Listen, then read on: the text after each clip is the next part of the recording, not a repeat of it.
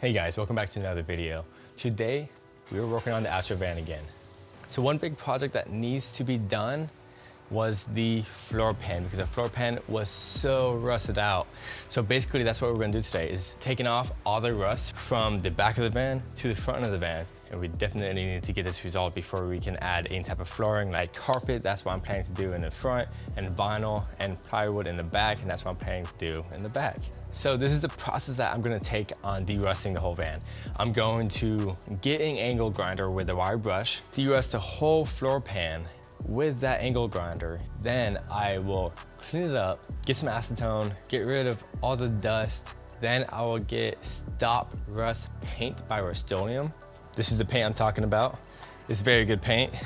Then I will put a rubber coating on top of that after it dries. The rubber that I'll be using is from Blackjack, and I paid like 40 bucks for a container this big. I'll show you. And I used maybe 1/15 of it. I didn't use much of it to do the whole floor pan. And all you really need for this job is going to be the paints that I just mentioned, a nice high-powered angle grinder that will be able to get the job done, because if you get a cheapo Harbor Freight angle grinder, it will bust like you'll see in the video. Almost right away it busted, so don't buy the cheap one. Don't cheap out on this. Make sure you get the high-quality stuff. I also used a polycarbide wheel. It helped, but you don't need the polycarbide wheel. So you can scratch that and save your money on that, and just get a wire wheel that can attach to the grinder. So wire wheel, Hercules grinder, Scotch-Brite, because you need to get every single part. A paintbrush, a cheapo paintbrush. You don't need anything fancy, right? Only, what, $2 for this? And another thing that I did use was a drill and a very mini wire brush. You can buy at Harbor Freight for like 5 bucks, and it did fantastic. To hit all the points, I don't know the best way to explain this, to hit all the points where the seats used to attach to, because that was rusted up for me. If it's not rusted up for you, you will be fine. So that's all you need. And all this stuff will be in the description down below, so you can check that out if you're doing this job. So it should look pretty professional when it's done. So let's go ahead and start angle grinding the floor pan. So as you can see, the van was left so bad with rust all down it. And these are the rust bubbles that's all throughout the van. That's a fuel pump job that I did in a previous video. My plan for that is to add a cover to it that I've already cut out and place a gasket underneath it. So this is basically how the previous owner left the van. It's completely disgusting, grimy, and just so gross. So let's go ahead and start sweeping the van.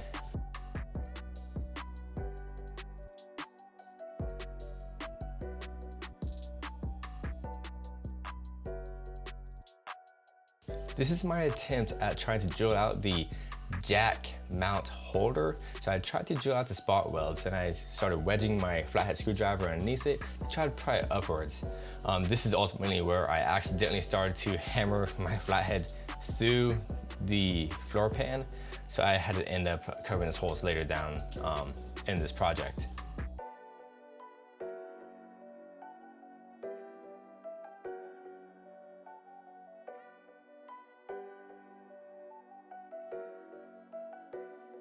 And these are the holes I'm talking about.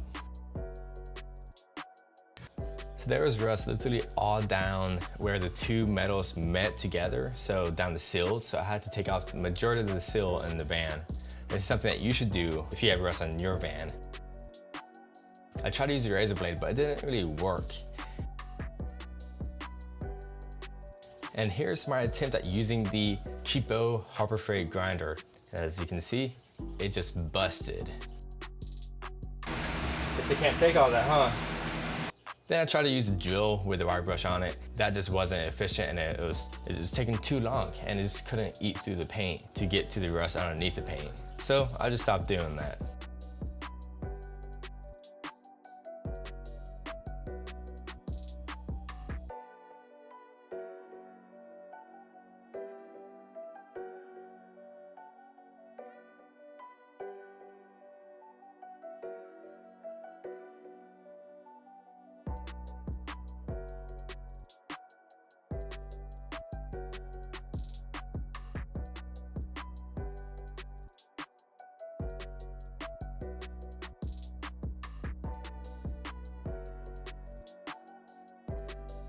For some reason, I decided to use a sander, an orbital sander. That was a waste of time as well. I just couldn't get everything I needed to get with it. Then I came to my senses and went to Harbor Freight and got an upgraded grinder.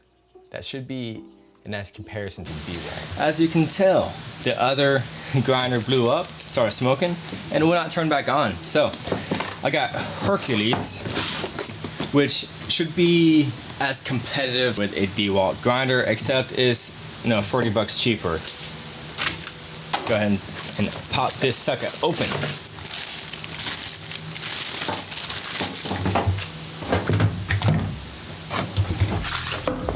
I actually love these type of mechanisms. A few brushes, just in case that one goes out. And the key tool. They came with one grinding wheel by Hercules.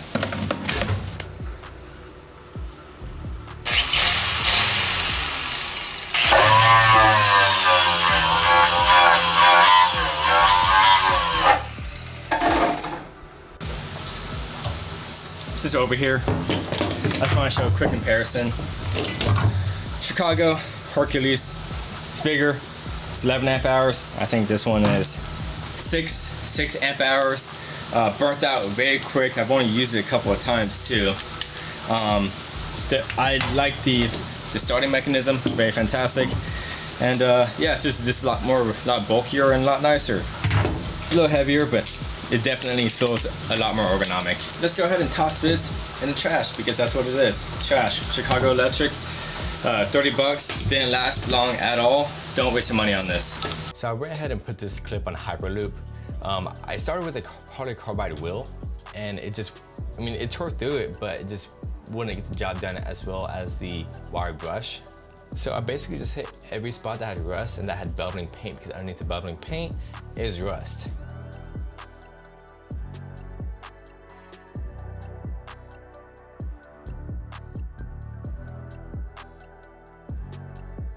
So this is when I started using the mini wire brushes like I was talking about before, in those little spots where the seats used to attach. And after I have hit every piece of rust, got my vacuum and vacuumed up all the dust that was inside there, all the loose dust. And I want to mention something real quick. I did not use the wire brush angle grinder next to the fuel pump access panel. And I highly recommend you not to do that as well, because you don't want sparks flying next to the fuel tank. It's just not a smart thing to do. All right, so it's the next day. The stop rust paint is fully dry.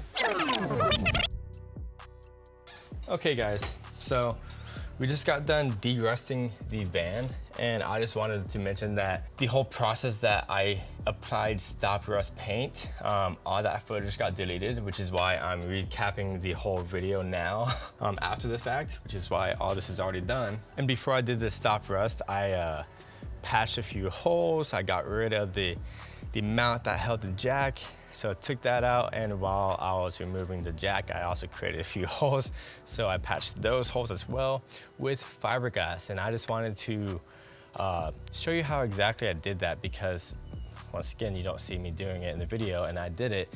And I think this is a pretty important step, because I'm sure you're gonna have holes in your floor in your van if you're doing this process. So previously, I have removed the AC and heater core from the back, and it left a huge gaping hole in the back. So I just want to go ahead and go through how to cover that hole with fiberglass. If you can see, this is the hole that I had to cover. Basically this big. What I had to do is cut fiberglass way bigger than a hole. This is the fiberglass, and you can buy it from Lowe's. It does fantastic. I had the anti-rust paint. I painted all around it. Then I applied a fresh piece of fiberglass right on top. After I placed it on top, I got the stop rust paint and painted over the fiberglass. So basically it was soaking wet with the paint. Then I had another piece of fiberglass, because if you can see, there are two pieces, one here and one there. And then I painted over that one as well. And as you can see, it is pretty dang hard. Then obviously after I did that, I applied the rubber coating to the whole van, and it did pretty fantastic. So basically I had little mini holes all throughout the van, and that's exactly how I did it. And this will last a long time. I'll show you a few more pieces that I've done. So that's one. That was the hole that I made from removing the jack. That's another one. Then when I removed the side piecing, when I removed that, it had bolt holes through the frame all down the car. And same thing around the door. So yeah, so that's basically how I did that, and it came out pretty fantastic. So let's go ahead and get back into the video and finish up rubber coating the back of the van.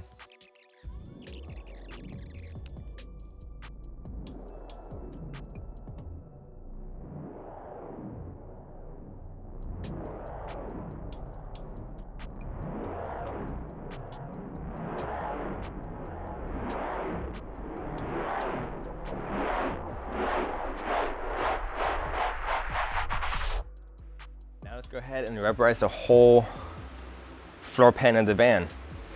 That will kind of insulate the back and also make it less noisy as well. A lot of people do weatherproof roofs with this kind of stuff, sidewalls, but I think it would be fantastic for the floor pan. Yeah, so let's go and pop the sucker open and start painting the back of the van. Apply on clear warm day with no rain expected for 24 hours. We are going to be inside the garage, so it doesn't matter. We may need to mix the contents. I might just shake it before I open it. Do not apply directly on heat. Makes sense. I did not realize this, but it takes quite a while for it to cure. It says, now I'm obviously not putting on cement or a roof. For a roof, it says 15 days, and for cement, it says 30 days. And if I were to, coat cement, it will slowly sink into the cement. So I'm not doing that. I think it's gonna dry up a lot quicker. I'll say probably 10-15 days as well. But not sure. We'll find out and I'll let you know. Definitely sounds a lot thicker now. So I'm gonna go ahead and pop open this container, then pour into this. I got this from Lowe's. You can probably get it from Home Depot, Walmart, or wherever you go, you will find something like this. Make sure you get a hard backing and a piece of plastic that covers it all, and a roller. So you actually don't need that roller nor that container. You just really need that cheaper paintbrush that I mentioned before and some sort of container that you can pour the paint in. I'm gonna start at the very front of the car and start painting my way back and closing myself out back here. So I definitely do not trust myself pouring it without making a mess. So here's a piece of cardboard. I'm not a professional painter, so I'm hoping this goes well. I've never rubberized anything in my life. And where did I get the rubber idea? I have no idea, I just thought of it. I saw that rubber is a good insulator, so that's what I'm doing.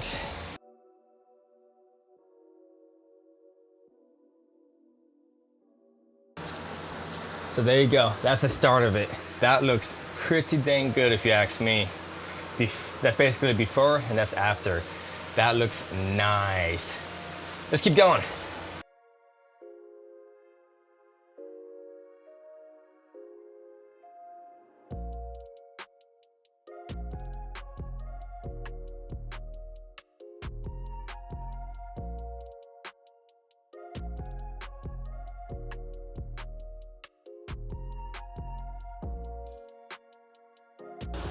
So I will have to do 2 coats, and I was not looking forward to 2 coats. I was gonna do a thicker coat now because I didn't realize it was gonna be so thin.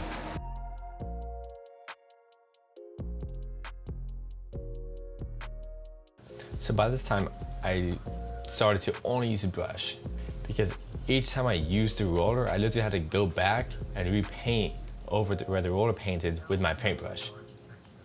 So now let's start the second coat.